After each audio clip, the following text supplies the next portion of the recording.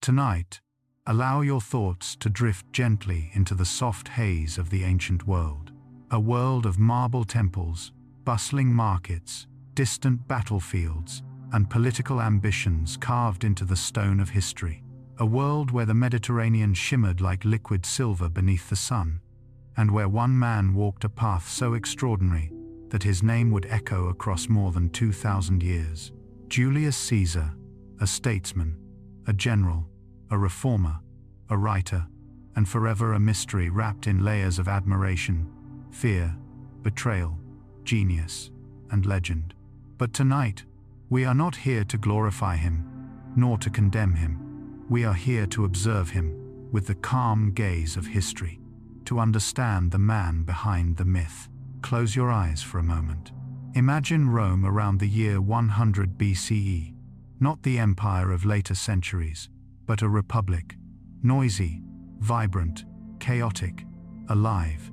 Narrow streets filled with merchants calling out their wares, senators in white togas brushing past slaves carrying amphorae of wine, children running between columns, the distant clang of metal from the blacksmith's workshop, all beneath a warm sky stretched above the 7 hills of the city.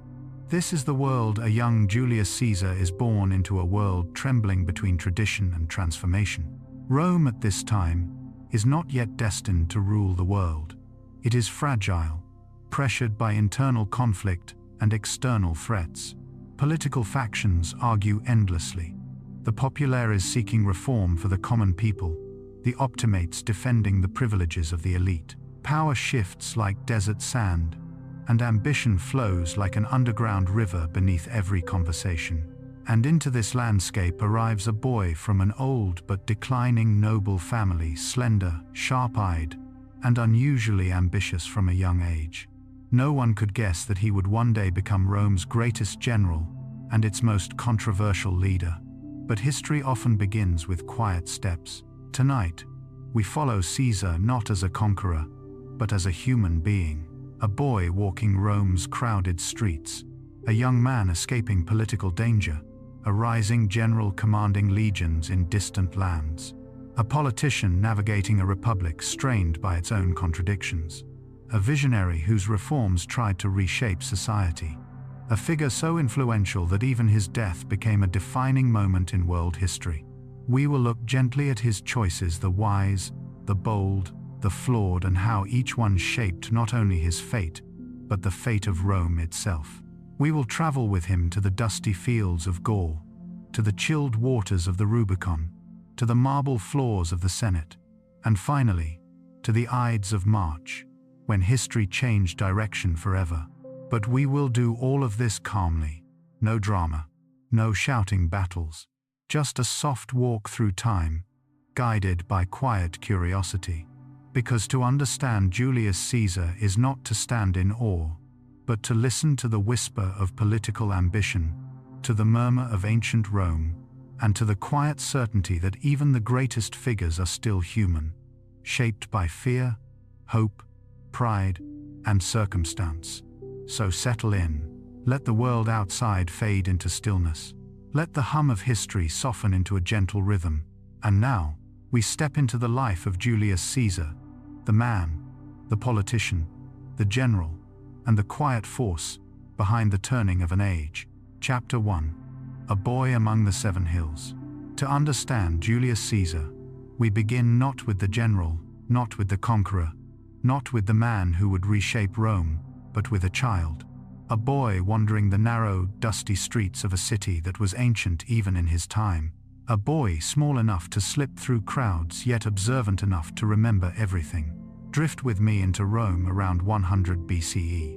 Not the marble empire of later centuries, but a rougher, earthier place, a city of brick, wood, and ambition. The air smells of olive oil, wool, clay, and distant campfires. Vendors shout along crowded streets. Senators glide past in white togas. Donkeys clatter over stone roads. Birds circle above the forum, as if watching history unfold beneath their wings. And somewhere within this restless symphony moves a boy named Gaius Julius Caesar. He comes from the Julii, an old patrician family claiming descent from Aeneas, the Trojan hero. But noble ancestry does not mean wealth. The Julii are respected, yes, but not powerful. Their home is comfortable, modest, overshadowed by Rome's rising political giants. Picture young Caesar moving through Rome's marketplaces. He is slender, sharp-eyed, unusually serious for his age. He listens, always listening, to arguments between senators, to gossip among merchants, to the latest victories of Roman generals, to the frustration of citizens. He grows up inhaling the tension of the Republic, the constant struggle between rich and poor, slave and free, tradition and ambition. Rome at this time is not stable. It is a storm held together by custom, a republic filled with brilliant thinkers and dangerous rivalries. Powerful men like Gaius Marius, Caesar's uncle by marriage, dominate Roman politics. Civil wars loom like thunderheads in the distance. Caesar grows up watching this. He sees what ambition costs. He sees the price of power. He sees how quickly fortunes rise and how quickly they fall. But he also sees opportunity. Even as a boy, Caesar senses that Rome is changing. The Republic is expanding so rapidly that its old institutions struggle to control the weight of empire. New provinces, new wealth, new conflicts, new ideas. And somewhere within these shifting foundations, a seed of ambition takes root in him, not loud, not arrogant, but quiet and steady. A desire to shape Rome, to guide it, to carve his name into its unfolding story. Drift now into the domestic life of young Caesar. His education is rigorous: Greek philosophy, Roman law, rhetoric, history, military discipline. His tutors teach him Homer, Plato, and Roman legends. He trains his voice, posture, and memory, essential tools for any future statesman. At home, lamps burn late into the night as Caesar studies by candlelight. He is taught that a Roman man must be articulate, disciplined, brave, loyal, ambitious, yet always controlled. But Rome is shifting, and its ideals are shifting with it. Caesar witnesses political violence at an age when most children would be protected from such turmoil. In 88 BCE, the civil war between Sulla and Marius erupts. Rome becomes a battlefield. Streets echo with shouting, marching boots, executions. Caesar's own family is pulled into the conflict. His uncle Marius is one of Sulla's targets. This is Caesar's first lesson in real Roman politics. Ambition is dangerous. Alliances are fragile, and survival requires grace, intelligence, and sometimes silence. When Sulla takes power, Caesar's life is threatened simply because of his family connections. He is forced to flee Rome, still a teenager hiding among allies, relying on the kindness of distant relatives and political sympathizers. Imagine him now, riding through quiet countryside, looking back at the distant glow of Rome, unsure if he will ever return. His fate, once tied to noble ancestry, now hangs by a thread. But this brush with death does not break him, it shapes him. He learns caution. He learns patience. He learns that fortune favors those who move with quiet decisiveness. This is where Caesar's life truly begins, not with victory, but with vulnerability. Not with power, but with exile. Not with glory, but with the soft uncertainty of youth, learning to navigate the storm of the Republic. The boy who fled Rome will return as a man unlike any other. But for now, he remains a figure on the horizon, waiting, watching, learning. Chapter 2: Exile, Return, and the Seeds of Ambition. When Caesar flees Rome under Sulla's dictatorship, he is barely grown, but already his life has become entwined with danger. Historians often treat this early exile as a minor footnote, yet in truth, it is one of the shaping forces of his character. Picture Caesar traveling through harsh landscapes, dusty roads stretching beneath a hot Mediterranean sun, hills dotted with olive groves, small villages resting quietly along the horizon. The air carries the scent of pine and smoke. Nights are spent under the open sky, cold, vast, filled with unfamiliar stars. These are not glamorous days. Caesar sleeps in stables, barns, and strangers' homes. He hides in remote regions, always listening for news from Rome. His life is fragile, determined not by his will, but by the political winds of the Republic. Yet through this vulnerability, Caesar grows.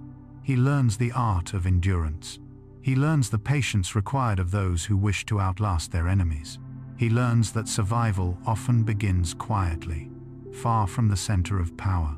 After months in hiding, Sulla eventually grants Caesar a pardon reluctantly, pressured by friends and intercessors. The young exile returns home, walking once again through the bustling streets of Rome. But he returns changed. Caesar has tasted fear.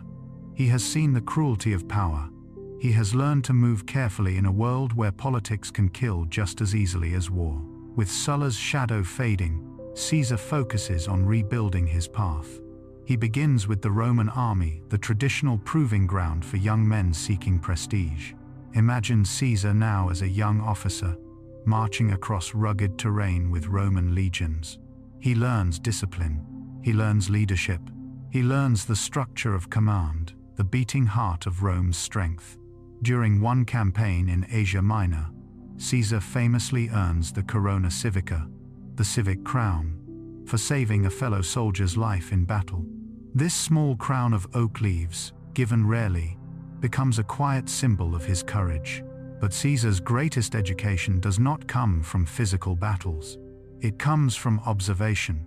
He studies how legions move, how generals inspire, how morale shifts, how logistics sustain an army, how loyalty binds men together more strongly than fear ever could.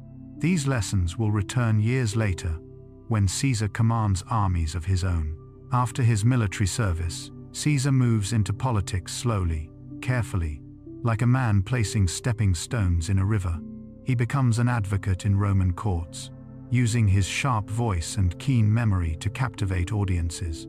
His style is passionate, theatrical, persuasive. People gather simply to hear him speak. And with every speech, his reputation grows. Rome notices him. Allies emerge. Opponents take note. Caesar aligns himself with the populares, a political faction that champions reforms for ordinary people. It is a dangerous choice. The optimates, defenders of elite privileges, watch him closely. But Caesar, even now, senses that Rome is shifting. The Republic's traditions no longer match its expanding territories and growing social inequalities. He sees an opportunity not for personal gain alone, but for transformation. This is the seed of his ambition, the belief that Rome can be greater, fairer, more united, but only through bold reform.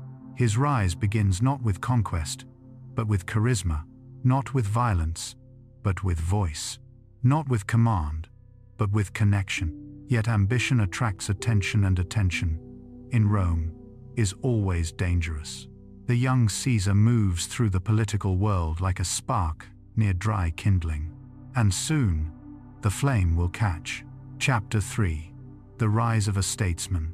Power, popularity, and political storms. Caesar's return to Rome marks the beginning of his transformation from ambitious young noble to rising political force. This chapter of his life unfolds not on battlefields but in marble halls, crowded forums, and the shifting alliances of the Republic. Imagine walking through the Roman Forum beside him. The air is warm. Vendors shout from wooden stalls. Statues of ancient heroes watch silently from temples. Politicians in white togas cluster in corners, whispering plans, promises, threats. This is the center of Roman political life, a place of debate, ambition, and constant negotiation. And Caesar moves through it with elegance. He begins by securing minor offices: quaestor, aedile, praetor, each one earned through charm, strategy, and relentless persistence. Every office builds his network. Every small victory strengthens his influence. As aedile, he sponsors lavish public games and festivals events that please the common people immensely. He builds monuments, hosts ceremonies, and speaks often. This spending pushes him into debt, But Caesar understands something profound. Popularity in Rome is a currency far more powerful than gold, and he invests deeply in it. Crowds adore him. Politicians fear him. Allies admire his confidence. Opponents worry about his momentum. Drift now into a Senate session. The hall is filled with murmurs. Men sit in rows of curved wooden benches, the air thick with perfume, sweat, and tension. Caesar stands to speak. His voice is calm, but commanding. He criticizes corruption. He supports reforms that favor ordinary citizens. He argues with eloquence sharp enough to cut through the noise. Rome listens. His popularity grows not only among the masses but among key political players. Most notably, Pompey, the celebrated general, and Crassus, the richest man in Rome. Together, these three men will form a quiet alliance, the first triumvirate, a power structure that helps Caesar secure the office he desires most, consul of Rome. As consul, Caesar governs with boldness. He pushes reforms, redistributes land, strengthens the rights of common citizens, resolves political disputes with skill. But he also makes enemies, fierce ones. The Senate resents his influence. Traditionalists see him as a threat to Roman order. Powerful families fear his momentum. After his consulship, Caesar faces a crossroads. Either fade quietly, or step onto a larger stage. He chooses the second. The Senate grants him command of several legions in Gaul, a vast region filled with tribes, challenges, and political opportunities. His departure from Rome marks not a retreat, but the beginning of the most legendary military career in Roman history. Before leaving the city, Caesar pauses atop one of Rome's hills. The wind brushes his cloak. The sun dips into the horizon. The forum below buzzes with life. He knows that when he returns, he will not be the same man, and Rome will not be the same city. Chapter 4. Caesar in Gaul. The making of a legend. When Julius Caesar leaves Rome for Gaul, he does not yet carry the weight of myth. He is ambitious, admired, controversial, but not yet the figure whose name will ripple across millennia. That transformation begins far from marble halls, on rugged frontiers where the air smells of pine and frost, and where Roman roads fade into vast, uncharted lands. Drift with me now into 58 BCE, to the edge of the Roman Republic. Here, thick forests stretch across the horizon like a dark sea.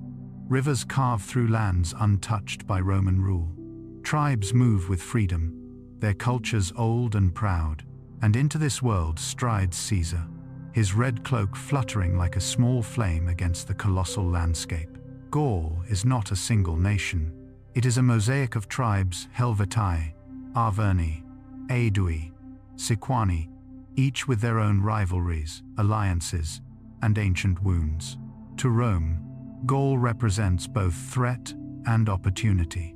To Caesar, it is something more, a stage large enough to elevate him beyond the reach of Roman politics. Picture the Roman legions gathering under his command. Tens of thousands of soldiers, disciplined, loyal, hardened, men who march in perfect rhythm, their shields gleaming, their boots striking the earth like a heartbeat. Caesar knows their names. He listens to their complaints. He eats beside them. He fights with them. This is one of his greatest strengths. Loyalty earned not through fear, but through presence. Gaul becomes the canvas on which Caesar paints his military genius. His campaigns are not a single war, but a series of complex maneuvers across rivers, forests, mountains, and vast plains. He negotiates with some tribes, defeats others, reshapes alliances, and adapts constantly to changing circumstances. His victories are swift and strategic, his marches relentless, his ability to inspire his legions unmatched. Imagine a cold morning near the Rhine. Mist curls over the river. Caesar stands before his engineers, instructing them to build a bridge not in weeks or months, but in 10 days. A wooden masterpiece rises over the water, a symbol to the Germanic tribes that Rome can cross boundaries once thought impossible. Then picture the siege of Alesia, one of the most extraordinary feats in ancient warfare. Caesar's legions build two massive walls, one to trap the enemy inside the fortress, another to defend against reinforcements. Night and day, thousands of Roman soldiers labor, their torches flickering like stars fallen upon the earth. Gaul becomes Caesar's proving ground. His victories spread like wildfire back to Rome. Senators grow uneasy. Citizens whisper his name with admiration. Enemies mutter it with fear. But Caesar is not merely conquering land. He is conquering narrative. His commentaries clear. Elegant accounts of his campaigns travel quickly across the Republic. They shape public perception, transforming him from ambitious politician to heroic general. Gaul is where Julius Caesar becomes more than a man. Gaul is where he becomes unstoppable. And as the final embers of resistance fade across the Gallic tribes, a new reality forms under the quiet Roman sky. Caesar now commands the strongest army in the ancient world. And Rome, fractured and fragile, waits for his return. Chapter 5. Rubicon. The moment that split history. Return with me now to the banks of a small river in northern Italy. It is shallow, narrow, unremarkable, a stream most travelers cross without a second thought. Yet tonight, the world holds its breath above these quiet waters. This river is the Rubicon. To cross it with an army is to declare war on Rome itself. To cross it is treason. To cross it is history-changing shape. Caesar's successes in Gaul have made him beloved by the people but feared by the Senate. His political enemies, especially Pompey, once his ally, demand he return to Rome alone, stripped of power, vulnerable to prosecution or worse. But Caesar understands something profound. If he returns unarmed, he will not return as a statesman. He will return as a victim. He rides with his legionaries to the riverbank. It is winter. The moon is a thin blade in the sky. The men gather behind him, silent, trusting. Imagine Caesar standing at the water's edge. The air is cold enough to sting. His breath forms small clouds. The river murmurs quietly, unaware that its name will become eternal. He knows the risk. He knows Rome may never be the same. He knows that once he takes a single step forward, there is no turning back. The die is cast, he says softly, not with triumph, but with resignation and clarity. He crosses. Boots splash through shallow water. Torches flicker. Legionaries follow their commander with unwavering loyalty. And in that quiet moment, the Roman Republic begins its slow transformation into an empire. Word spreads rapidly. Rome panics. Senators flee. Pompey retreats to Greece, gathering forces for a civil war that now feels inevitable. But Caesar does not march toward chaos. He marches with calm purpose. He enters Rome peacefully, ensuring the city remains unharmed. He reorganizes the government. He restores order. He seeks negotiation, not destruction. Yet the civil war follows him like a shadow. Battles burn across Italy, Greece, Spain, North Africa. Pompey falls. Old rivals are defeated. Allies rise and fall like leaves in the Mediterranean wind. Through it all, Caesar moves with extraordinary composure. No excess cruelty. No joy in victory. No hunger for revenge. He simply moves forward, and with each step, Rome reshapes itself around him. By the war's end, Caesar stands alone, not as a tyrant, not as a king, but as a leader whose authority rests on military brilliance, political reform, and the loyalty of both army and people. The Rubicon, once crossed, becomes more than a river. It becomes the line between old Rome and new Rome, the line between republic and autocracy, the line between Julius Caesar the man and Julius Caesar the immortal figure carved into history. Chapter 6. Dictator for life. Reform, renewal, and the quiet seeds of fear. The civil war ends. The dust settles. Rome exhales after years of conflict. For the first time in a generation, there is calm. And in this calm stands Julius Caesar, not as a conqueror wielding fear, but as a statesman with a vision for renewal. Picture the city now. The forum hums again with merchants and debates. Temples glow in morning light. Veterans return to their families. The people celebrate peace, something they have nearly forgotten. Caesar, appointed dictator, begins a sweeping series of reforms, not to crown himself king, but to stabilize a republic cracked by decades of mismanagement. He reduces debt, redistributes land to the poor and to veterans, reforms the calendar, creating the Julian calendar, ancestor of the one we use today, expands the Senate to better represent the provinces, launches building projects, infrastructure, and relief for the poor. Many in Rome admire him not for the wars he fought, but for the peace he created afterward. But peace is fragile, and beneath the calm, fear begins to grow. The Senate worries that power concentrated in one man, no matter how capable, threatens the very identity of the Republic. Rome has always prided itself on avoiding kings. The word rex king echoes with centuries of hatred and caution. Even as Caesar rejects a crown, even as he refuses excessive titles, even as he reassures the Senate of his intentions, suspicion spreads quietly. Some senators whisper, "What if he becomes a monarch?" Others fear losing their influence under his reforms. Some simply envy his greatness. And then there are those who believe they are saving Rome, that removing Caesar is the only way to restore the ancient balance. These whispers grow into plans. Plans sharpen into conspiracy. Conspiracy hardens into inevitability. Caesar continues his work, unaware of the knife's shadow behind him.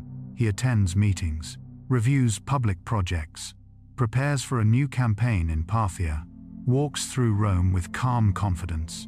He dreams not of tyranny but of strengthening a republic already collapsing before he ever seized power. Yet history is not shaped only by reason. It is shaped by fear. And fear gathers in dark corners of the Senate. Fear hides behind pillars. Fear waits with cold hands. The seeds of betrayal are planted quietly.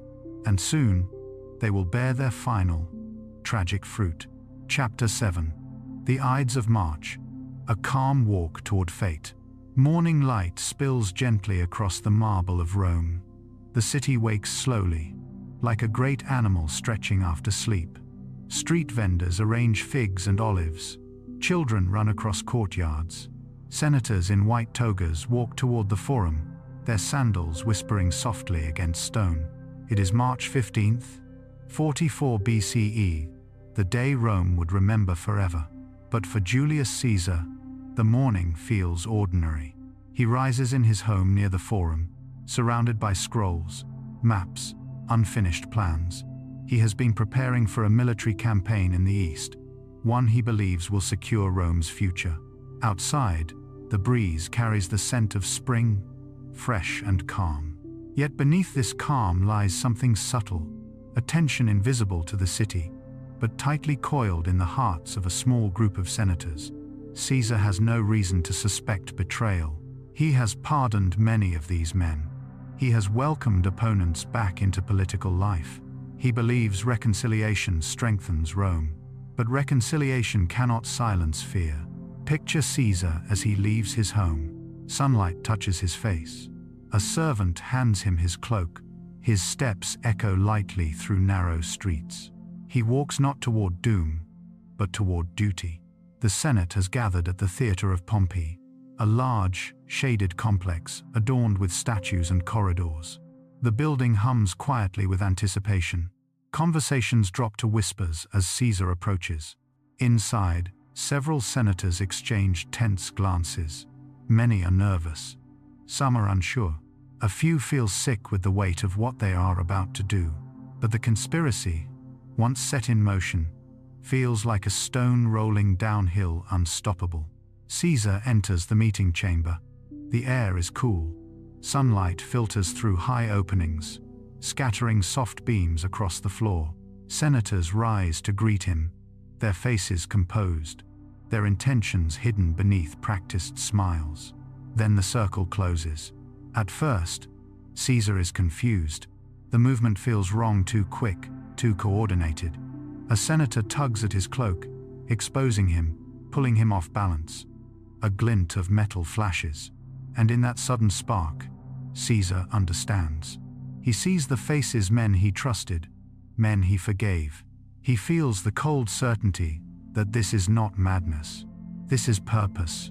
But historical accounts describe no dramatic pleas, no outburst of anger, only shock, only quiet, only the slow realization that his life is slipping away in the hands of those he sought to heal.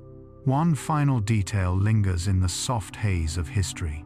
When Caesar sees Brutus, someone he once considered almost family, a wave of sorrow washes through him deeper than any physical wound. Not anger, not accusation, just sorrow. The chamber fills with shouts, the scrape of sandals, the harshness of steel, then silence. The greatest general of Rome lies still on the cold marble floor. Outside, the city continues its daily rhythm, unaware that history has just shifted under its feet. The breeze moves through the streets. Birds circle overhead. Children laugh in distant courtyards. The Republic believes it has been saved. But in truth, something irreversible has begun. Chapter 8. After the fall, the city holds its breath. Caesar's death is like a stone dropped into calm water. The ripples begin slowly, almost imperceptibly, then spread outward, with force that no one can control. At first, the Senate feels victorious. They believe they have removed a threat. They expect the people to welcome the return of old traditions. But Rome does not respond as they predict. Picture the city in the hours after the assassination. The sky is pale. Rumors travel like wind through the streets. Crowds gather in confused clusters, whispering, asking, fearing. The senators who carried out the deed do not receive applause. They do not hear cheers. They hear silence, heavy, uncertain, hostile. The people loved Caesar, not because he was powerful, but because he brought food, land, stability, and dignity after years of chaos. Now that he is gone, something fragile breaks inside them. In the Senate, panic begins to grow. Some conspirators barricade themselves in homes. Others flee the city. They realize too late that they struck down not a tyrant, but the only figure capable of holding Rome's fractures together. Mark Antony, Caesar's loyal ally, steps forward to calm the unrest, but even he cannot contain the storm forming on the horizon. Drift with me into the moment of Caesar's funeral. The crowd gathers in the forum, thousands standing shoulder to shoulder under a warm Roman sky. Caesar's body lies in a wooden pyre prepared by the people themselves. Wreaths cover him, flowers pile so high that they spill onto the marble. Mark Antony speaks, his voice trembling with grief and restrained fury. He reads Caesar's will, revealing gifts left to the people, parks, money, and renewed security. The crowd becomes a sea of tears and rising emotion. Someone throws a torch onto the pyre. Flames rise. Heat shimmers. Smoke curls into the sky. Rome watches its greatest general dissolve into the air, and with him, the illusion of stability. That night, chaos erupts. Shops are looted. Senators flee. Alliances crumble. The conspirators realize the truth.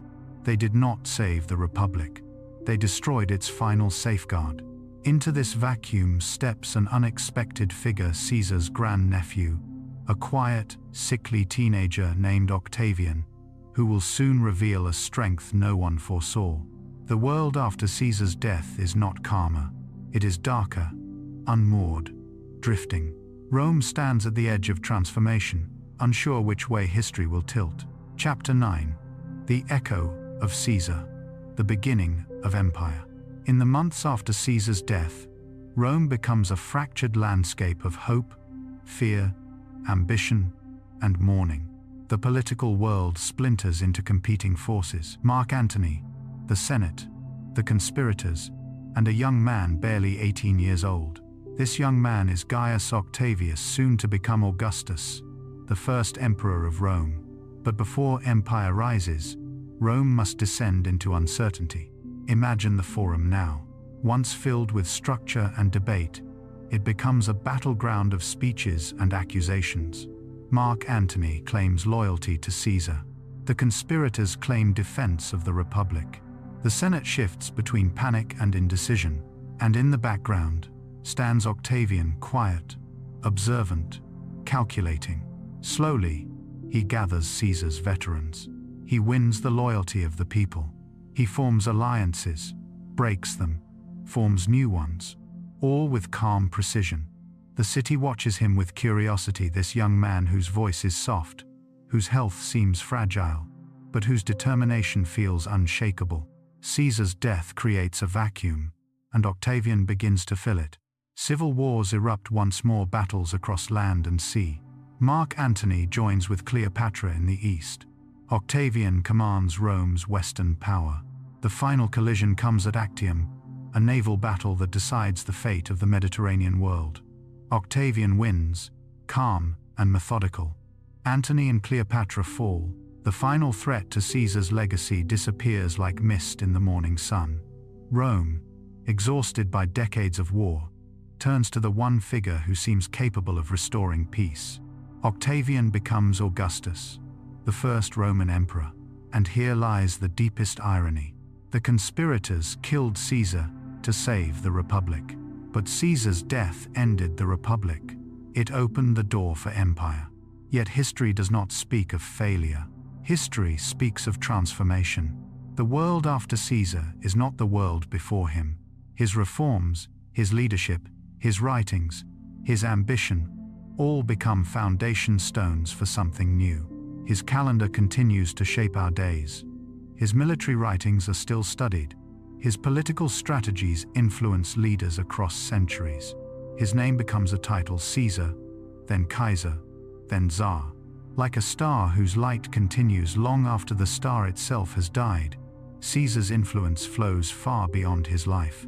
Rome grows under Augustus, but the spark came from Julius Caesar, a boy from a modest patrician family who walked Rome's crowded streets with quiet ambition, endured exile, conquered Gaul, crossed the Rubicon, reshaped the state, and died on a cold marble floor surrounded by frightened men. His story ends, but his echo does not. History continues to carry his footsteps. Empires rise on the foundations he laid. And even now, more than 2,000 years later, the name Julius Caesar drifts across time with unmistakable gravity. Chapter 10. The World Caesar Left Behind. After the storms of civil war settle, Rome looks as though it has returned to calm, but the calm is deceptive. Like the stillness after an earthquake when the ground has not yet finished shifting. Julius Caesar is gone, but the world he shaped continues to tremble with his influence. Drift with me into Rome in the months and years after his passing. The marble temples stand as they always have. The forum buzzes again with merchants and gossip. Children run between pillars, unaware of the political tremors beneath their feet. But nothing is the same. The Roman Republic, the system of checks, balances, debates, and traditions that had held the city together for centuries, is now hollow at the center. Caesar had revealed something uncomfortable, that the Republic no longer functioned as it once did. Its institutions were brittle, strained, unable to hold the weight of an empire stretching across continents. When Caesar rose, he did not break Rome. He simply exposed its cracks. Picture a small group of senators talking in hushed tones under a colonnade. Some regret the assassination, some defend it fiercely, some fear what Rome will become in the absence of Caesar. For decades, Rome had been torn by corruption, inequality, rivalries, and broken promises. Caesar's reforms had temporarily patched these fractures. His presence, charismatic, confident, ambitious, had provided a stabilizing force. Now that he is gone, those fractures widen. But Caesar leaves behind more than political transformation. He leaves behind ideas. He leaves behind a vision of Rome, not as a gridlocked republic, but as a disciplined, centralized state, capable of feeding its people, organizing its provinces, supporting veterans, and maintaining order. He leaves behind moral influence. Even his enemies, in time, admit his brilliance. Writers like Cicero, who opposed him, eventually acknowledge his unmatched talent. He leaves behind a calendar that reorders time itself, the Julian calendar, one of the most enduring reforms in history. He leaves behind documents, commentaries, speeches, fragments of thought, from a mind both strategic and imaginative. He leaves behind a standard of leadership so powerful that future rulers will adopt his name as a title. But perhaps the most important thing he leaves behind is possibility, a sense that Rome could be more than it had become. That reform was possible. That ambition could be harnessed for something greater than personal gain. Caesar's world is one of transition, a bridge between old and new, between tradition and transformation, between the Republic and the Empire. History rarely changes in a thunderclap. More often, it shifts quietly through influence, through ideas, through the lingering memory of someone who saw beyond the horizon. And Caesar's horizon stretches far beyond the hills of Rome. Chapter 11. The Birth of Empire. Imagine now the soft glow of dawn breaking over Rome. The sky above the city blushes with pale gold. Shadows retreat from rooftops. The Tiber flows silently, carrying reflections of bridges and arches. This peaceful morning belongs to a new Rome, a Rome transitioning into something the world has never seen before. In the wake of Caesar's death, his adopted heir, Octavian, slowly gathers the threads of power. He is quiet where Caesar was bold, cautious where Caesar was charismatic, but he shares one essential quality with his great-uncle, a deep understanding of Rome's needs. He steps into Caesar's shadow not by force, but by inheritance, not of blood alone, but of vision. Octavian restores stability through patience, alliances, and calculated decisions. He negotiates. He builds trust. He strengthens institutions. He mends internal wounds that had festered for decades. And as Rome watches him work, they begin to see in him something familiar, a reflection of the calm, determined leadership once offered by Caesar. When Octavian defeats Antony and Cleopatra at Actium, the final echo of civil war fades. The Roman world, tired and fragile, looks to him for peace. And when the Senate grants him the title Augustus, something profound occurs. Rome becomes an empire. The Republic does not fall with a crash. It drifts gently into history, leaving behind the shape of a new state rising in its place. This transformation is not built in marble alone. It is built in the cultural memory of Caesar. Augustus models his rule on Caesar's reforms. He reorganizes provinces, improves taxation, strengthens infrastructure, restores temples, supports art, literature, and philosophy. He brings a golden age, the Pax Romana, a period of peace and prosperity that lasts more than 200 years. In quiet moments, one can imagine Augustus reflecting on Caesar, the man who shaped his path, the life that gave direction to his own. In this sense, Caesar does not merely influence the birth of empire, he becomes the blueprint for it. His legacy flows into every corner of Roman life, in law, in architecture, in politics, in military structure, in infrastructure, in culture itself. Caesar is not the first emperor, but without him, Rome might never have become an empire at all. History is a river, and Caesar is one of the stones that alters its course forever. Chapter 12. The Echo of Caesar Through Time.